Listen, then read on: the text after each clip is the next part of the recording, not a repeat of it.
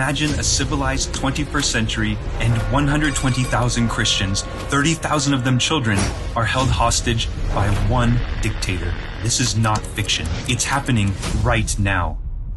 On Christmas Eve, 120,000 Christian Armenians in the Democratic Republic of Artsakh were put under siege by one dictator, Aliyev, the corrupt president of the neighboring country Azerbaijan. Ilham Aliyev inherited the power over Azerbaijan from his father, KGB agent Haydar Aliyev, who in turn had control over the country for decades. Armenians were the first nation to adopt Christianity as a state religion in 301 AD. Despite continuous attacks by Romans, Arabs, Turks, and others, Armenians remained in their motherland. Even after the Armenian genocide in 1915, organized by the Ottoman Empire, where 1.5 million Armenians were massacred, they still stayed living in their homeland. To stop the next genocide by the next tyrant, go to unblockhumanity.com and act now. One of the standout examples of the Armenian commitment to the preservation of their land and culture is the Armenian state of Artsakh, the Democratic Republic of Artsakh. Armenians have been living for more than 3,000 years in Artsakh, which is also known by its Russian-Turkish name, Nagorno-Karabakh. They stayed here even though Soviet leaders literally gifted Artsakh with its 95% Armenian population to Azerbaijan in 1921.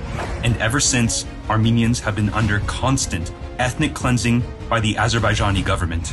In 2020, Azerbaijan attacked the Republic of Artsakh and killed more than 4,000 Armenian soldiers and civilians, after which Russian peacekeepers entered the region and stood between Azerbaijan and Artsakh.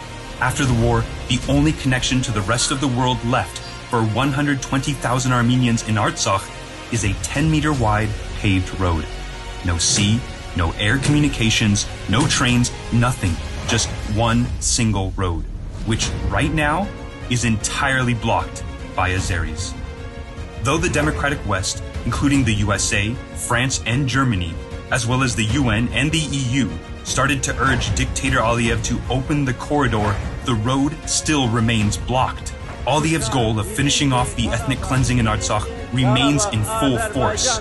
Freedom House ranks Azerbaijan as one of the most repressive states, and Transparency International ranks it among the world's most corrupt. And yet, dictator Aliyev, the president of Azerbaijan, and his wife, the vice president of Azerbaijan, accumulate their wealth by selling Azerbaijan's oil and gas to the Western world. Moreover, they're deceiving Europe by secretly selling them Russian gas.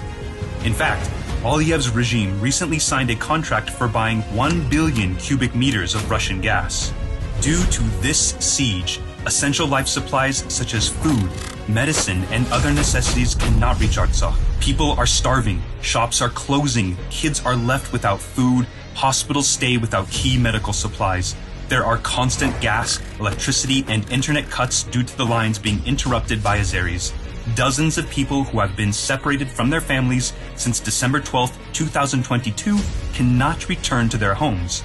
Though the people of Artsakh are very strong and stand the hardships, they may simply not survive if the siege continues.